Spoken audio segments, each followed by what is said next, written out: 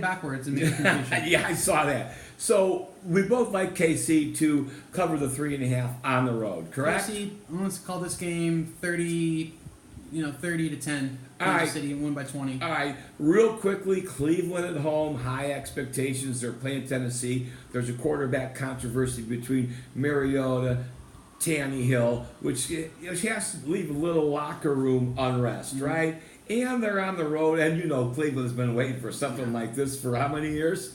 30? Since the dog pound. Since the dog pound first barked. Since they've been around. So I'm taking Cleveland to win that one big. Yeah, Titans, they don't trust Mariota to lock the game down. He's been kind of up and down throughout his years. They have the running back who's going to really have to carry the load. I think the Browns can game plan against that. Their defense doesn't get enough credit. Everybody's talking about Baker and Odell and Chubb. The Browns should... And Landry. Jarvis Landry. See, they're yeah. very deep. They actually have 5 receivers last year that had over 500 yards. So as long as Baker doesn't prioritize Odell and force the ball, I think they can spread the ball out and have their offense take the game and easily put up 24 plus points. We both think this is definitely covering 5.5. Cincinnati, Seattle, let's just touch on it briefly. Seattle just picked up Clowney, and they're at home. You can't win there. Cincy lost A.J. Green. Mm-hmm. That's a 20-point win for Seattle. Wouldn't you agree? Yeah. All right. Both teams have to run the ball to secure the game to have any chance. Seahawks are favored to win it. Their run offense, they actually ran the ball the most and actually had the most rush yards per game last season. And the opposing team doesn't have the defense to stop that run. Seahawks at home by 14. Okay, there you go. All right. Get to your bookie and get down on that one. All right. We'll touch briefly on San Francisco at Tampa Bay. Is Joey G for real? Jameis Winston. This game's a toss-up. Tampa Bay's -1. I don't really have a pick here. It's early in the season. Joey G had a crummy exhibition season. And so if I had to pick, I would take the home team. Same. That's just at home. No specific reason. Now here comes the big one. Sunday afternoon. It's just the Giants, but it's still an interdivision game. Dallas giving up 7.5. Zeke's back. Witten's back. The defense is better than it was last year. Sean Lee's back. They signed Jalen Smith to a $1 million fastest linebacker. Even though it's an interdivision game, I'm picking the Cowboys by 20. I like that. Cowboys at home definitely seem strong. The game might actually be decided on Dak's footwork and him to be able to roll out of the pocket and run the ball to get a sneaky touchdown, to be able to convert a third down. With Beasley gone and Randall Cobb in his position, Witten's back. I definitely like the Cowboys to have the offensive tools they need, but do they have the offensive prowess to win the game with their coaching? Yeah, and we don't like Jason Garrett. Nobody does. But the whole thing is they do have a new offensive coordinator, which, unlike last year, run on first down, run on second down, throw on 3rd and 6, right? So I'm expecting some tricks from the Cowboy offense. And when they get ahead by 15, let them run the ball all the time. Who cares, right? Sure. All right, so Detroit, Arizona, a toss-up. Who knows? You've got Cliff Kingsbury with the Heisman Trophy winner Murray, who's going to be throwing the ball all over the field. And, of course, they've got the biggest stud in football, Larry Fitzgerald, who, good Lord, too bad he's been stuck in Arizona for all these years. But I'm going to take the home team.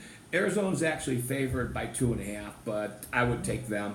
How about you, Matt? I actually have it different. The Lions, if their run game versus Cardinals' run defense, which was 31st in the league last season, I think with Kerryon Johnson, when he ran the ball for them on the Detroit, when he started 7 games, they won 3 of those games based on his rushing offense. Every time he got the ball, at least 15 plus carries. All right. So if he can repeat his last season's performance against a questionable Cardinals defense, which isn't getting the attention because it's all about Murray right now.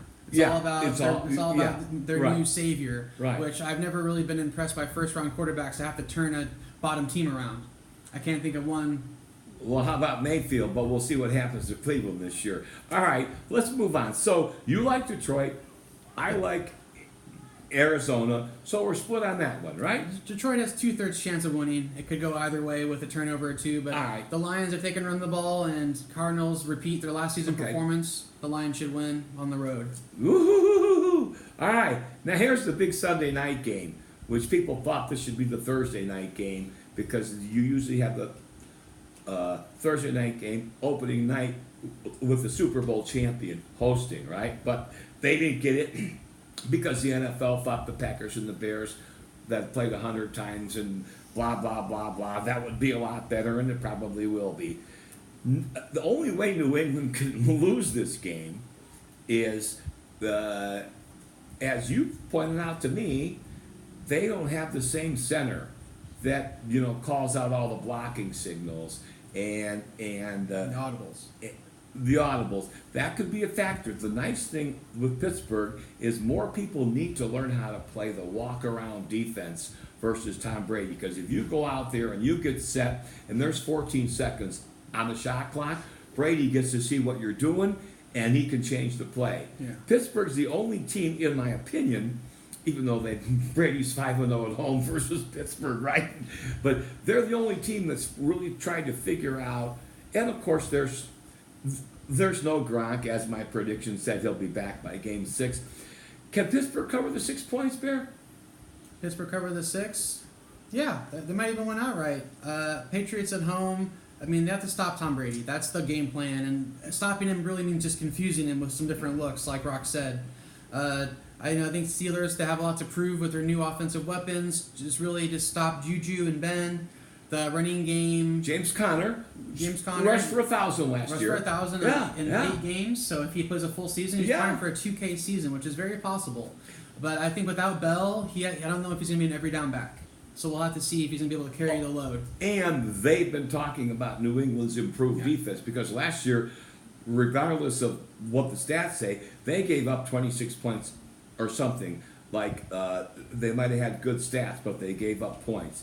Anyway, moving on to the Monday night doubleheader, chance to get even, get your money back. Houston at New Orleans. New Orleans -7. Something to prove from last year. They lost Ingram, who's playing for who? I remember, but yeah. Somewhere good for him. It was definitely a good fit for him. They made a good trade. Okay, so Houston, who is going to be at New Orleans, who still has that grudge about the pass interference call. They want to go to the Super Bowl big time. Mm-hmm. And Sean Payton has no mercy when it comes to, we're up 10, let's sit on the football and win the game. Sean Payton likes to finish the job. Therefore, I like New Orleans to win by 10 or more. Sure. Saints are definitely the favorite. That's a pretty safe pick. The Texans, with the new offensive coordinator, with Deshaun Watson and Duke Johnson Jr., they have some stuff to figure out. If they end up taking this game off the Saints, that's when my prediction of them earlier winning the division makes sense. If they get embarrassed this game and they can't score a touchdown, then that might be a different story for the rest of the season for the Texans. So this game is going to come down to inches. With some new players and some new play callers, I definitely think the Saints are sound. They're proven. Houston has definitely been impressive, but I think it's going to be the Saints at home on Sunday night. Bye. Saints at home. It could be a 3-point game. It could be a 10-point game. It could be a Houston upset. So okay, all right. Well, gee, that's leaving your windows open. If it's a pick 'em, I'll take the Saints. If it's a spread, I'll take Houston to cover the 7. And you know what? New Orleans has never had that defense that's been like, oh wow. And one of the reasons is Drew Brees scores quickly, and their defense plays a lot of minutes, and they get tired. So, all right, and then the final game, which I won't be awake for. Sorry, fans. Denver's at Oakland, and we got the Antonio Brown situation today. Nobody knows what's going to happen. You got Flacco, who didn't play it down during the exhibition, but you still have a great defense, and you've got Wade Phillips. Oakland may or may not have much. This game is a pick 'em, and if I had to pick 'em, I would rather pick my nose. But that said, I'm going to take Denver to beat Oakland just because it's pick, and because Flacco's going to have more experience than Carr, the quarterback, and Antonio Brown's caused a lot of unrest. What do you think, Bear? Sure, I definitely think there's a lot of stress coming from the media against Oakland. I've always liked Chucky. I think he has a chance to kind of quiet some of the doubters in week one, having a big Monday night game. If they can hold down the pass protection and they give Carr some time to make some good decisions, not feel rushed, they should take the game at home. Broncos, spearheaded by Von Miller, they've always been strong on defense. I think Lindsey, he might break a big run or two. He might even have a touchdown or two. I'm going to take the Broncos on the road to take the upset. I want to cheer for the Raiders, but I want to cheer for Chucky too. My I want football to cheer sense for has the Chucky. Broncos taking that Three game. first round, Close. three first round picks, and we don't know what's going to happen to Antonio Brown. We'll find out before Sunday. I think he's going to be playing somewhere else on Sunday. That's just my opinion. And we want to thank you for tuning in to and have you made it through the show. We're Rockin' Bear. What do you think? And we hope to see you next week. And God bless you. And let's get ready to rumble. Yeah, guys, like and subscribe. Rockin' Bear signing out for week one.